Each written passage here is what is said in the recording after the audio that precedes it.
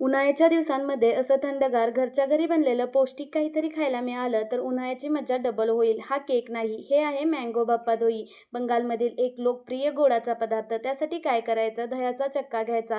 चक्का पुरणाच्या चाळणीतून बारीक करून घ्यायचा. त्यामध्ये वेलची पूड, पिठी साखर, एका आंब्याचा पल्प घालून सर्व जिन्नस व्यवस्थित मिसळून घ्यायचे. दुधात भिजवलेलं केशर घालायचं व व्यवस्थित मिसळून घ्यायचं. हे तर तयार झालं आम्रखंड. पण या रेसिपीत सर्वात महत्त्वाची प्रोसेस म्हणजे हे मिश्रण आपल्याला वाफवून घ्यायचं आहे. त्यासाठी ज्या भांड्यात हे मिश्रण वाफवणार आहोत त्या भांड्यात बटर पेपर ठेवून त्याला तूप लावून घ्यायचं व काही केशरच्या काड्या टाकायच्या व तयार मिश्रण काढून ॲल्युमिनियम फॉइलने कव्हर करायचं. उकळत्या पाण्यावर ठेवून 30 ते 35 मिनिट वाफवून घ्यायचं. तुम्ही पाहू शकता दही मस्त फुलून आलं आहे. थोडं थंड करून चाकूने कडा सोडवून डबा प्लेटमध्ये पलटी करून बप्पादोई काढून घ्यायचं. हे आपण आंब्याच्या फ्लेवरमध्ये बनवलं आहे म्हणून मी इथं थोडं बारीक आंब्याच्या फोडी ठेवून गार्निश केलं आहे. 2-3 तास फ्रीजमध्ये ठेवून थंडगार एन्जॉय करा.